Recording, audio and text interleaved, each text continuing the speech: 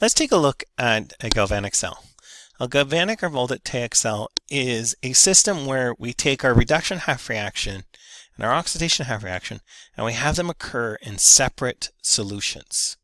And by separating the two solutions, what happens is it allows me to force the transfer of electrons to occur through a wire, which I can then use to power a device. In fact, galvanic or voltaic cells are the first types of batteries that we used to power our devices. And the science behind them is still what's used in many batteries nowadays. Okay. Now, for galvanic cells, we'll need a couple of things. We'll need two electrolytes. One of the electrolytes will undergo oxidation, the other will undergo reduction. We're going to need electrodes, which are a piece of solid that will go into each of these, and what this will do at the minimum is it will provide a surface for my electron transfer, but it might also be involved in my reaction. I'll need a wire to join my two electrodes, and then I'm going to need a salt bridge. Now, a salt bridge joins my two solutions together, and it serves three functions. Basically what it does is it allows my solutions to remain electrically neutral and prevents the galvanic cell from stopping. Because if I didn't have this, my two electrolytes would build up a charge and it would stop the reactions from occurring. So let's take a look at this setup where we're going to set up a galvanic cell using zinc and silver. And so we have solutions with zinc ions and silver ions in them and solid pieces of zinc and silver, and we have some sodium nitrate for my salt bridge. So first thing we're going to do is identify what we have. Then we're going to look and identify them as oxidizing agents or reducing agents. Then we're going to identify our strongest oxidizing agent and our strongest reducing agent. Then we can copy down our half reactions, so now we know what's going to occur. And so now we can start our setup. So now I have my two electrolytes, my two solutions, my two electrodes, one in each solution, salt bridge to join them, a wire joining the two electrodes with a voltmeter. So I'm going to place my silver electrode into my silver solution and the zinc electrode into the zinc solution. And we know that the silver ion is going to undergo reduction and the solid zinc is going to undergo oxidation. And inside of my salt bridge, I'll place my sodium nitrate. Now let's take a look at what's going on in the solution or the side with the zinc and zinc ions. Okay, so in my solid piece of zinc, we know that this is going to undergo oxidation. And so when it does, it's going to have a zinc atom go into solution as an ion, and it's going to leave behind its electrons. And so as a result, we're going to get a buildup of electrons on this electrode, okay, as my zinc ions leave to go into solution. Well, these electrons, since they're building up on this electrode, they're going to cause this electrode to get a charge, and it's going to be negatively charged. And then these negatively charged electrons are not going to want to be near each other. They're going to repel down the wire towards the other electrode.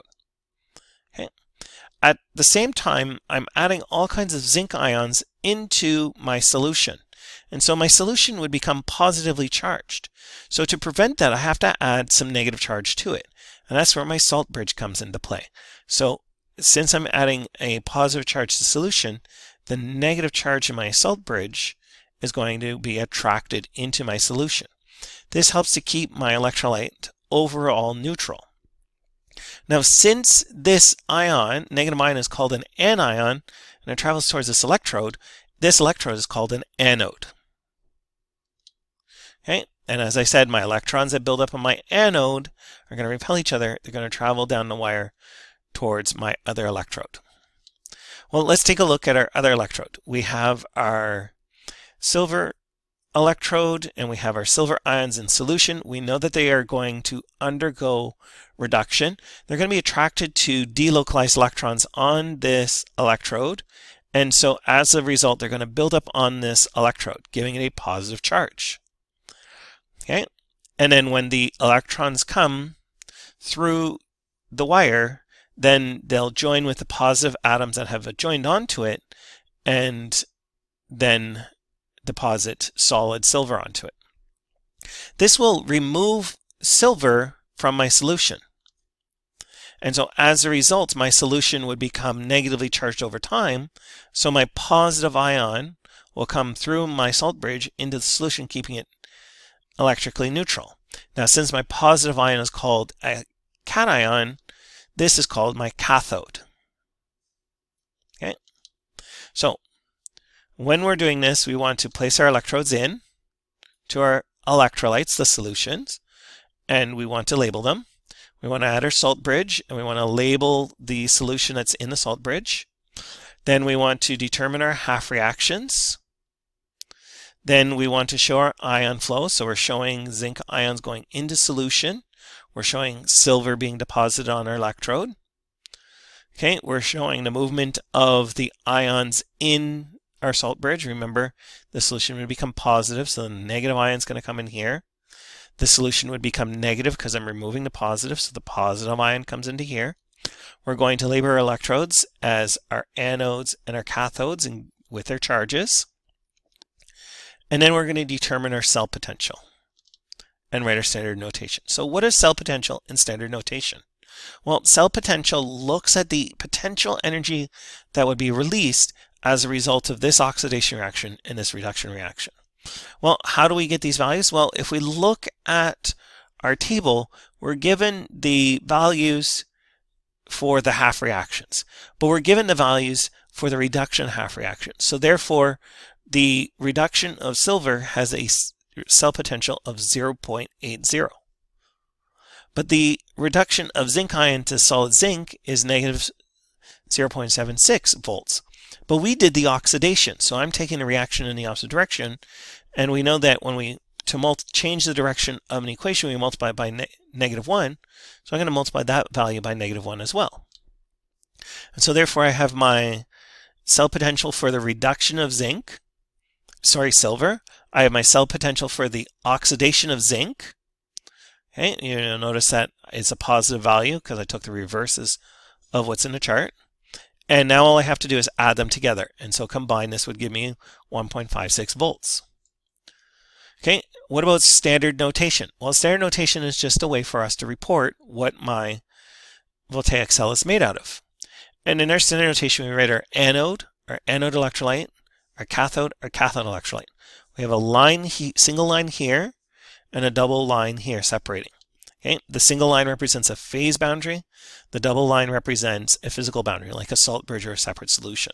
Therefore, for my voltaic or galvanic cell that I have with zinc and silver that I have here, if I want to write it in standard notation, I would write my anode, which is my solid zinc, and then its electrolyte, and then my silver ion, the electrolyte for the silver.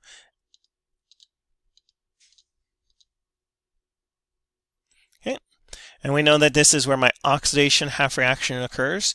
This is my reduction half reaction. Plus, we also know our direction of electron flow because they go from anode to cathode. Let's take a look at a second example.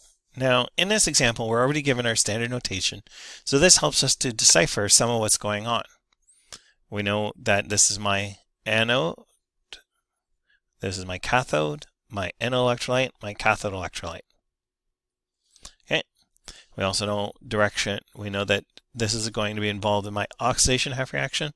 This is going to be involved in my reduction half reaction. And we know the direction of electron flow. Okay. Now, if we look on our chart, we're not going to find either carbon or platinum. That's because they're inert electrodes. They're not involved in the reaction in any way, but they provide a surface for electron transfer. So therefore, we should be looking for our electrolytes. Okay, so we can look at our solutions, and we can identify, because we know that this is going to undergo my oxidation half reaction, it allows us to decipher what's going on. And we'll write down the cell potential for its half reaction. And we know that this is going to be my oxidizing agent and is going to undergo reduction. And we'll write down its half reaction right away. So already we know our two half reactions. We know their cell potentials. We have our standard notation. Now that we know our two half reactions, we can add them together. Remember, we need to have a multiplier so that my electrons lost and gained are equal. Then we can add them together, And because I have both protons and hydroxides, I can combine them. And I can reduce. And I have my overall reaction. So we know our overall reaction. We know our half reactions. We can also determine our cell potential because we have our half cell potentials. Okay. And now we can label our diagram. And remember, we follow the same steps. So our first step is I'm going to write down my reactions underneath each of them so that it helps me to keep straight what's going on. And I'm going to label my electrodes. And I know that from my standard notation, the platinum is my cathode. My cathode in a galvanic cell has a positive charge, and it's the site of my reduction half reaction. Okay, I can write my ions that are in the solution, and then I have my carbon, and I know from standard notation that it's my anode, and we know that our anode has a negative charge, and it's the site of my oxidation half reaction. And I can write my ions that are involved. Okay, and then I can show my ion movement, and I can show the change from the dichromate ion to my chromium-3 ion, and I can show the change from my hydroxide ion to water and oxygen gas.